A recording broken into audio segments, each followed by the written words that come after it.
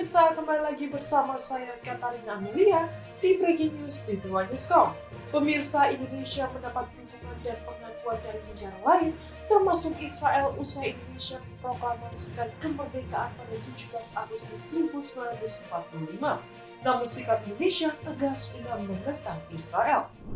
Informasi lainnya, pemirsa, militer Israel mengumumkan rencana soal pemindahan paksa sekitar 1 juta penduduk ke wilayah selatan kota.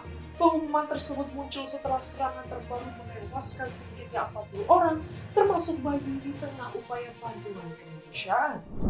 Hamas menyatakan menerima usulan terbaru mediator internasional untuk gencatan senjata di Gaza yang rencananya berlangsung 60 hari dengan mekanisme pembebasan sandera. Namun hingga kini Israel belum memberikan tanggapan resmi atas rancangan kesepakatan tersebut.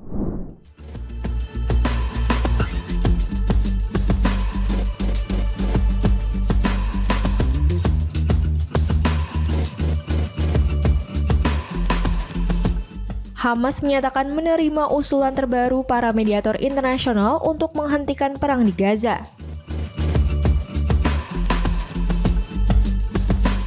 Seorang sumber Palestina yang ikut dalam proses perundingan menyebut para mediator akan segera mengumumkan.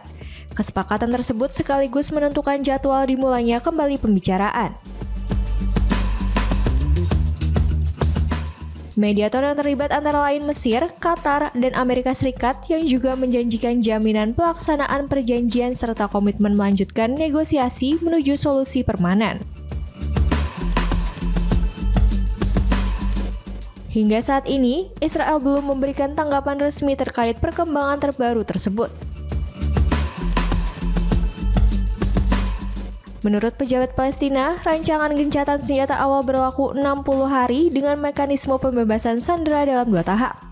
Sumber dari kelompok jihad Islam menjelaskan, tahap pertama mencakup pelepasan 10 sandera Israel dalam kondisi hidup beserta sejumlah jenazah, sementara sisanya akan dibebaskan pada tahap kedua.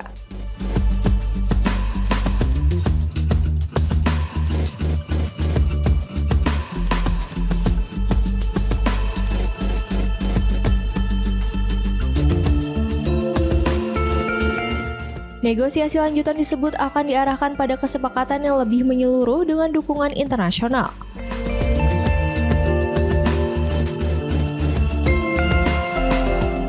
Sejak serangan Hamas ke Israel pada 7 Oktober 2023, tercatat 251 orang ditawan, dengan 49 diantaranya masih berada di Gaza.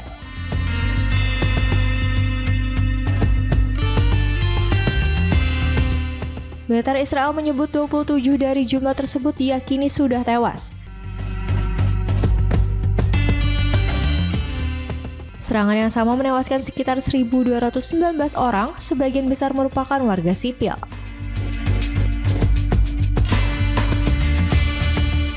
Sebagai balasan, operasi militer Israel di Gaza telah menewaskan lebih dari 62.000 warga Palestina, mayoritas penduduk sipil, menurut data Kementerian Kesehatan Gaza yang dinilai kredibel oleh PBB.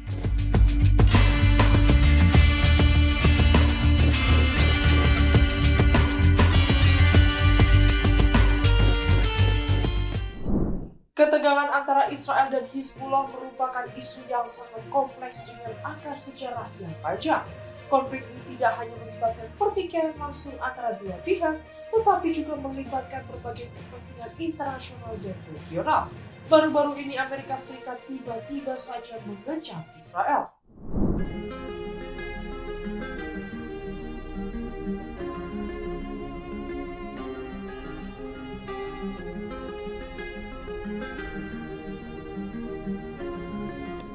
Ketegangan antara Israel dan Hizbullah merupakan isu yang sangat kompleks, dengan akar sejarah yang panjang. Konflik ini tidak hanya melibatkan pertikaian langsung antara dua pihak, tetapi juga melibatkan berbagai kepentingan internasional dan regional. Baru-baru ini Amerika Serikat tiba-tiba saja mengecam Israel.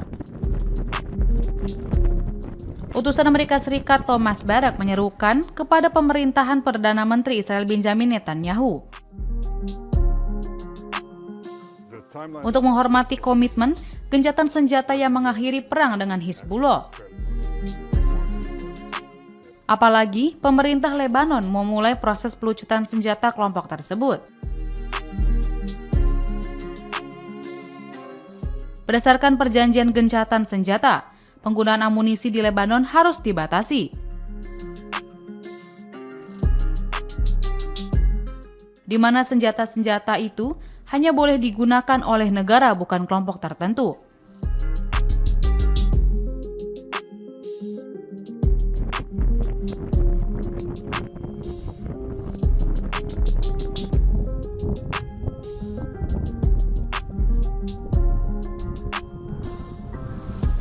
Lalu, Israel pun diwajibkan menarik seluruh pasukannya dari Lebanon.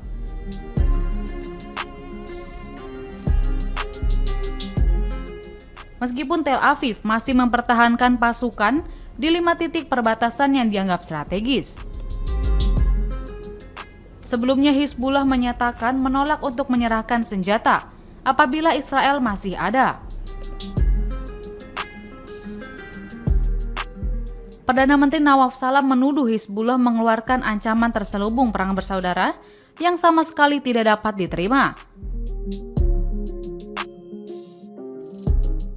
Diketahui bentrok lintas perbatasan antara Israel dengan Hizbullah pecah pada Oktober 2023, sebelum meningkat menjadi perang skala penuh pada September tahun 2024.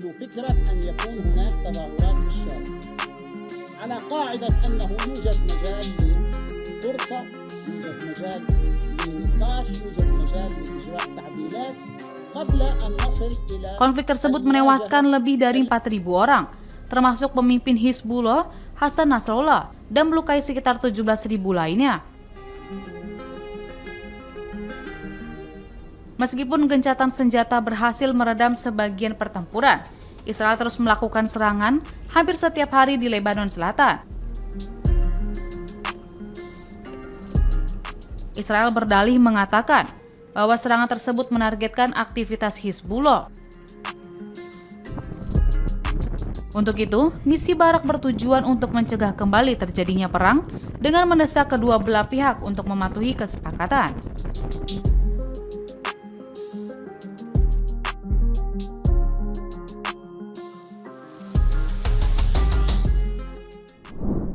Setelah Indonesia memproklamasikan kemerdekaan pada 17 Agustus 1945, banyak mendapat dukungan dan pengakuan dari negara lain, termasuk Israel. Sejak awal berdiri, sikap Indonesia terhadap Israel selalu menentangnya, sebab Israel masih melakukan penjajahan terhadap Palestina.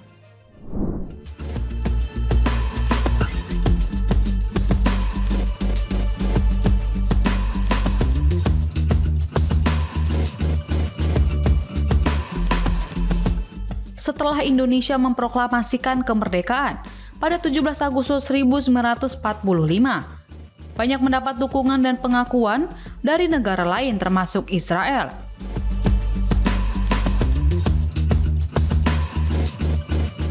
Sejak awal berdiri, sikap Indonesia terhadap Israel selalu menentangnya.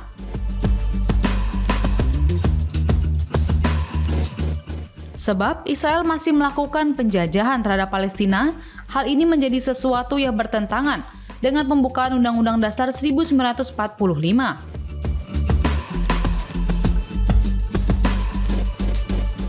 Awalnya, Israel menyampaikan ucapan selamat kepada Indonesia pada Desember 1949.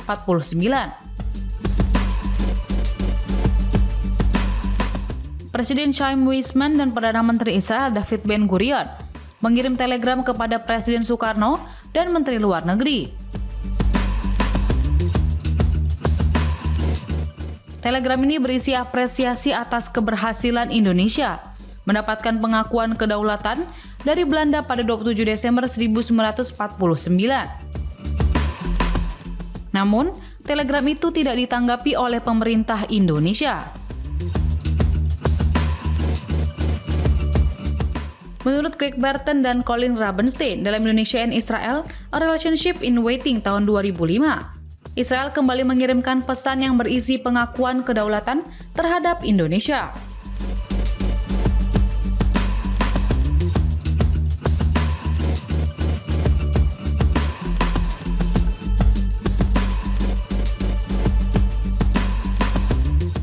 Dalam buku itu menyampaikan pesan dari Wakil Presiden Muhammad Hatta, menyampaikan ucapan terima kasih, tetapi menegaskan Indonesia enggan mengakui Israel.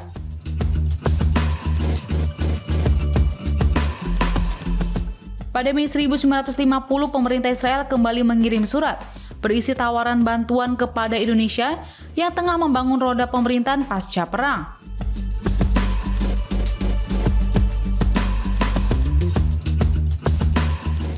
Langkah Israel tersebut bertujuan untuk mendapatkan pengakuan kedaulatan dari Indonesia, sekaligus membuka hubungan diplomatik.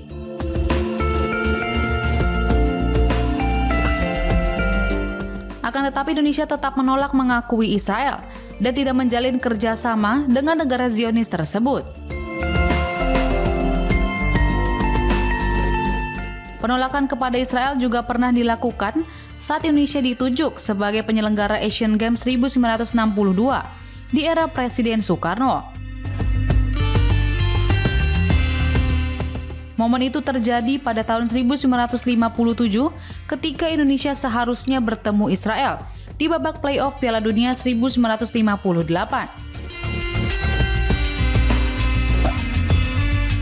Indonesia memilih mundur dari perhelatan itu, usai permintaan laga digelar di tempat netral ditolak oleh FIFA. Pemerintah Indonesia memutuskan tidak memberi visa kepada atlet Israel yang kala itu masih berkompetisi di Asia. Sebagai konsekuensi atas keputusan tersebut, Indonesia harus membayar denda kepada Komite Olimpiade Internasional atau IOC.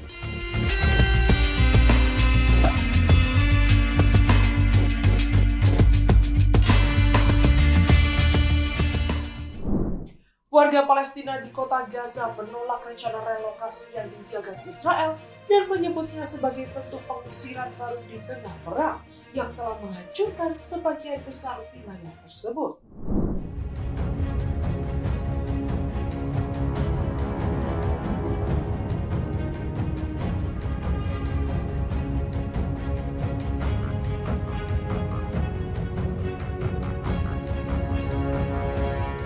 Warga Palestina yang mengungsi di kota Gaza menolak rencana relokasi yang diumumkan Israel pada Senin, 18 Agustus 2025.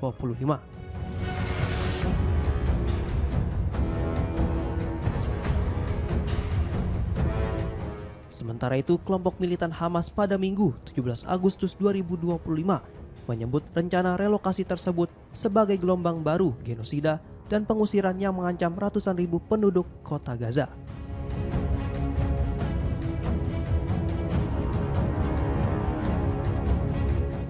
Militer Israel sebelumnya menyatakan tengah menyiapkan tenda dan perlengkapan lain untuk memindahkan warga dari zona pertempuran ke wilayah selatan jalur Gaza dengan alasan demi keselamatan mereka.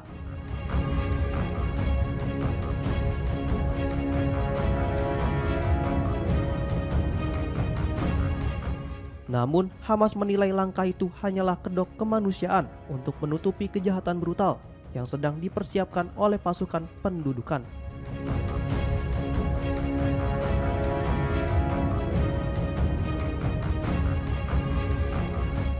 Awal bulan ini, Israel memang telah mengumumkan niatnya melancarkan serangan baru guna menguasai Gaza bagian utara, kawasan perkotaan terbesar di jalur Gaza.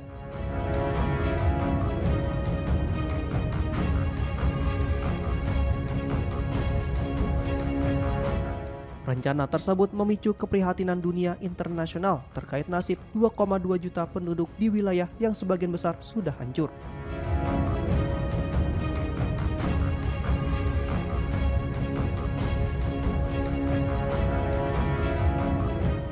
Diketahui, perang bermula pada 7 Oktober 2023 ketika Hamas menyerang Israel Selatan yang menewaskan 1.200 orang dan menyandra 251 orang menurut otoritas Israel.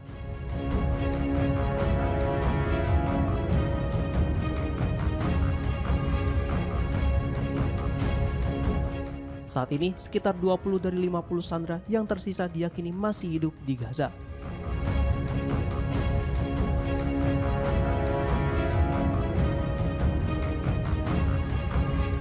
Sebagai balasan, operasi militer Israel menewaskan lebih dari 61.000 warga Palestina menurut data Kementerian Kesehatan Gaza.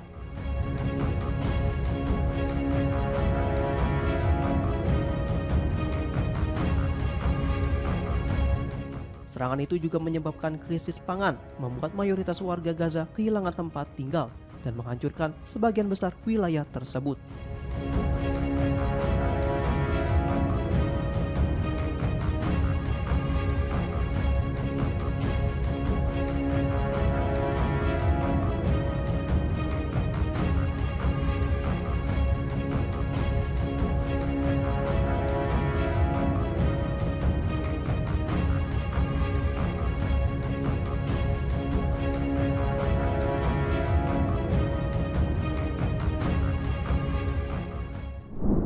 Puluhan pengunjuk rasa yang berdemonstrasi di Israel pada Minggu 17 Agustus ditangkap aparat. Demonstran mendesak Perdana Menteri Benjamin Netanyahu untuk mencapai kesepakatan dengan Hamas guna mengakhiri perang di Gaza dan mengamankan pembebasan tawanan yang ditawan di wilayah yang diblokade tersebut.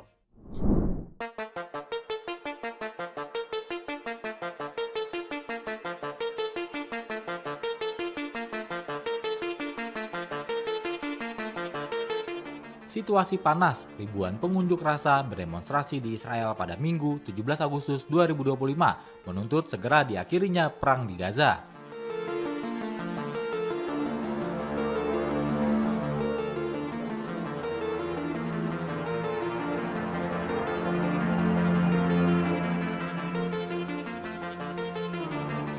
Demonstran juga mendesak Perdana Menteri Benjamin Netanyahu untuk mencapai kesepakatan dengan Hamas guna mengakhiri perang dan mengamankan pembebasan tawanan yang ditawan di wilayah yang diblokade tersebut.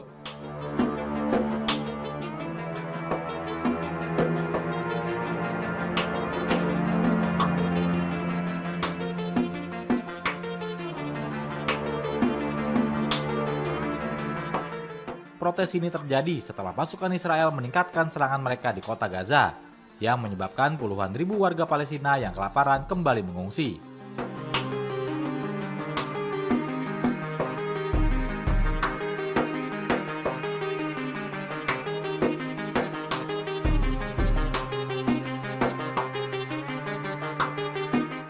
Menurut laporan Al Jazeera, polisi Israel menangkap puluhan pengunjuk rasa dan menggunakan meriam air terhadap mereka yang berkumpul pada Minggu untuk berdemonstrasi nasional.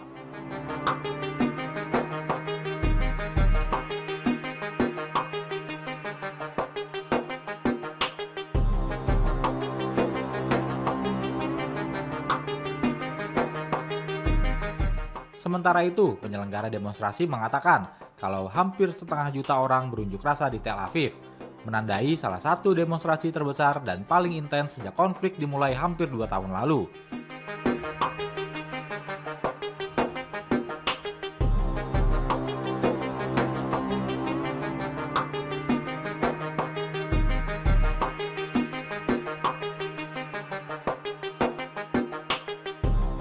Pemogokan nasional ini mengakibatkan sekolah, bisnis, dan transportasi umum berhenti.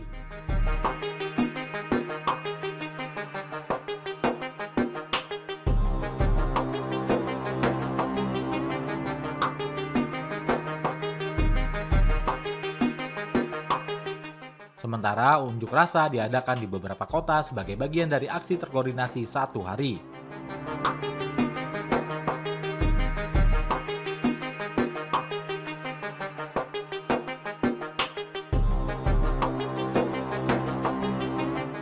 Yang dipimpin oleh kelompok yang mewakili keluarga Sandra dan kerabat yang ditinggalkan.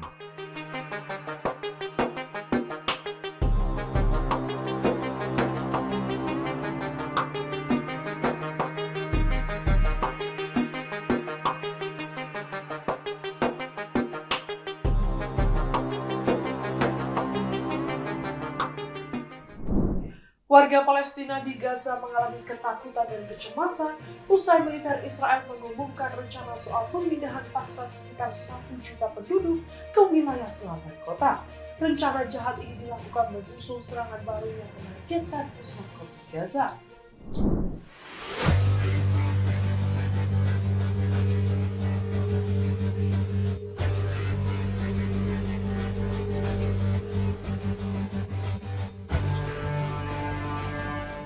Warga Palestina di Gaza mengalami ketakutan dan kecemasan usai militer Israel mengumumkan rencana soal pemindahan paksa sekitar 1 juta penduduk ke wilayah selatan kota.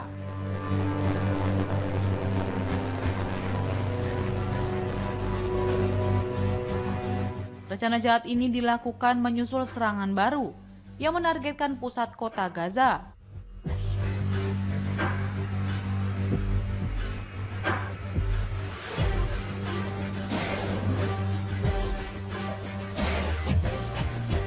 Pengumuman tersebut muncul setelah serangan terbaru menewaskan sedikitnya 40 orang termasuk bayi di tengah upaya bantuan kemanusiaan.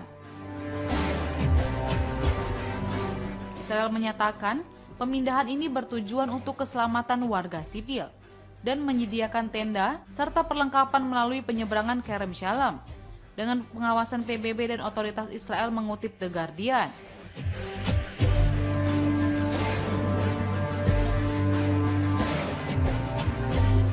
Bagi warga Gaza, tentunya keputusan untuk pindah ke selatan yang minim fasilitas menjadi dilema yang besar.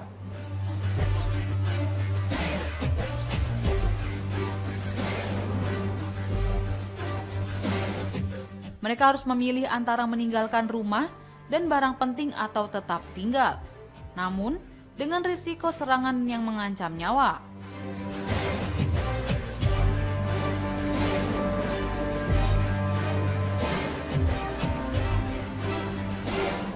Banyak pengungsi khawatir akan kekurangan pangan, air, dan tempat berlindung. Sementara biaya transportasi melonjak karena kondisi darurat.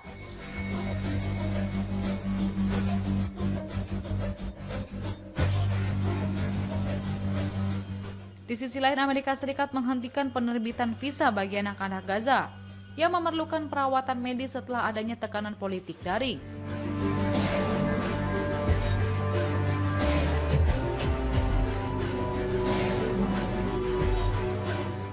Serangan di wilayah timur Gaza semakin meningkat, termasuk artileri dan serangan udara di Sabra dan Al-Muwasi.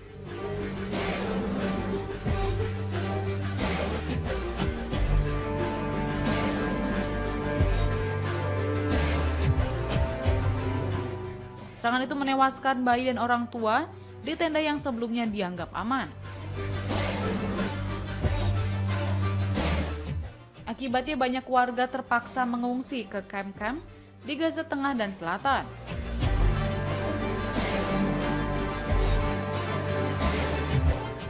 Di sisi lain, menurut Kementerian Kesehatan Gaza, serangan militer telah menewaskan setidaknya 61.000 warga Palestina. Sebagian besar adalah sipil. Jumlah ini belum termasuk ribuan yang kemungkinan terkubur di reruntuhan atau meninggal akibat kondisi perang. Situasi ini semakin memperburuk krisis kemanusiaan di Gaza, terutama terkait kekurangan pangan, air bersih, dan layanan medis.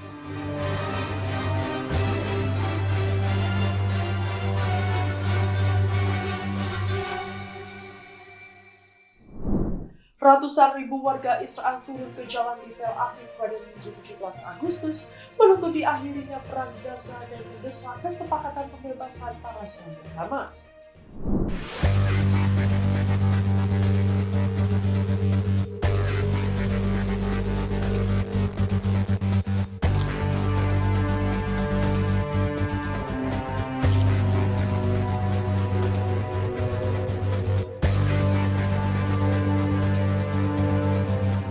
Ratusan ribu warga Israel turun ke jalan di Tel Aviv pada Minggu 17 Agustus 2025 menuntut diakhirinya perang Gaza dan mendesak kesepakatan pembebasan para sandera Hamas.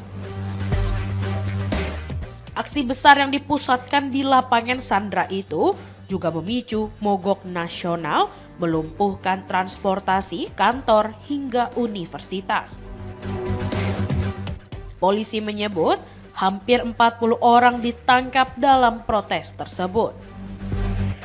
Para keluarga sandera menilai rencana pemerintah untuk menduduki kota Gaza justru mengancam keselamatan sekitar 20 orang yang masih ditahan. Perdana Menteri Benjamin Netanyahu menolak tuntutan itu dengan alasan Demonstrasi hanya memperkeras sikap Hamas. Sementara, Menteri Keuangan Bezalel Smotrich menyebut aksi tersebut berbahaya dan menguntungkan kelompok perlawanan. Namun, keluarga para sandera tetap bersuara dan menegaskan perang telah berubah dari adil menjadi sia-sia dan pemerintah harus segera mencari kesepakatan demi anak-anak mereka. Unjuk rasa berlangsung di tengah eskalasi militer. Kabinet Perang Israel baru saja menyetujui rencana pendudukan kota Gaza yang menuai kecaman Dewan PBB.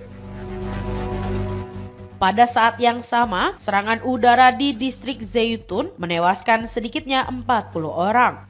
PBB mencatat lebih dari 1,9 juta warga Gaza telah mengungsi, sementara korban tewas sejak konflik pecah pada Oktober 2023 lalu melampaui 61.000 jiwa.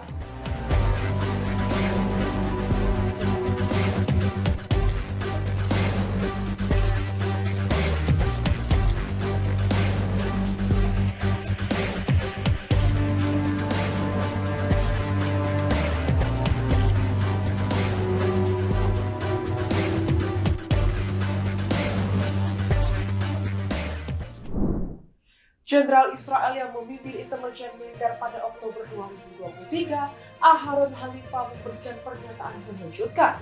Aharon Halifa mengatakan sebanyak 50.000 warga Palestina harus mati untuk setiap orang yang terbunuh pada hari itu, dan tidak masalah sekarang apakah mereka masih anak-anak dan perempuan.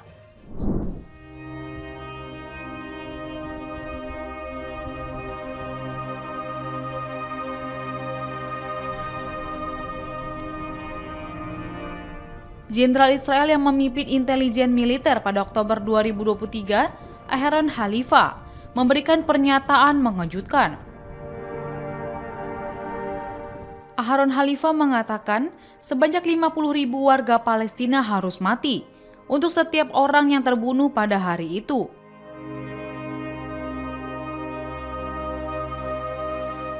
Dan tidak masalah sekarang apakah mereka masih anak-anak dan perempuan. Dalam rekaman yang disiarkan oleh stasiun TV Channel 12 Israel.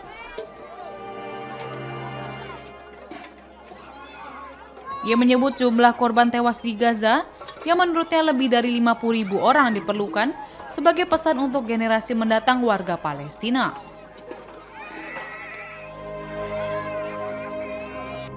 Merujuk pada pengusiran massal lebih dari 700.000 warga Palestina dari rumah dan tanah mereka setelah berdirinya Israel pada tahun 1948.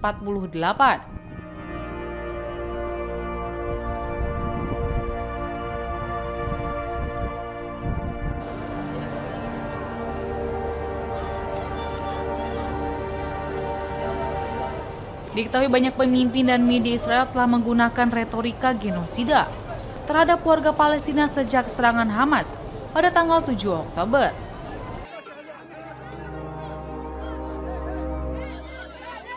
Termasuk menggambarkan mereka sebagai hewan manusia. Tidak ada orang tak bersalah di Gaza dan menyerukan penghancuran total Gaza serta pembersihan etnis.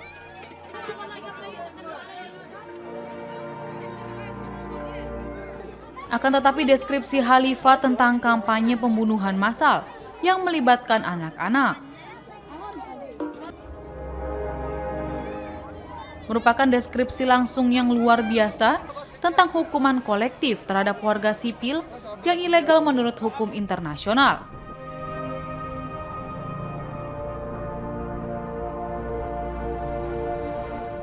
Halifa yang mengundurkan diri dari jabatannya pada April 2024 juga tampaknya mendukung angka korban yang dikumpulkan oleh otoritas kesehatan di Gaza.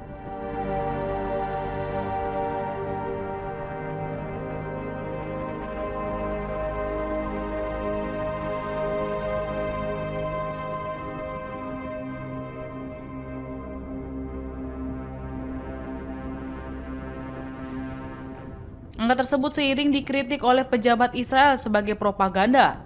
Padahal, angka itu telah terbukti andal dalam konflik-konflik sebelumnya.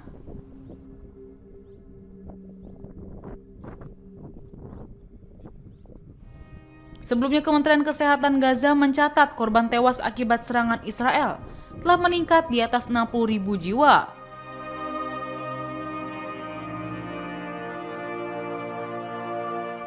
Menanggapi hal itu, Hamas menegaskan bahwa pengakuan tersebut merupakan bukti nyata atas doktrin pemusnahan yang menguasai perilaku rezim penjajah Zionis.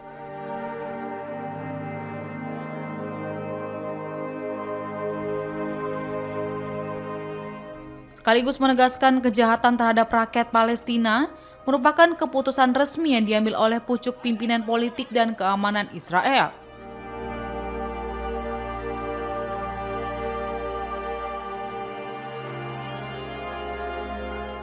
Selain itu, Hamas juga meminta seluruh negara di dunia untuk bekerja sama dengan pengadilan internasional dan menyerahkan para penjahat perang Zionis ke meja pengadilan.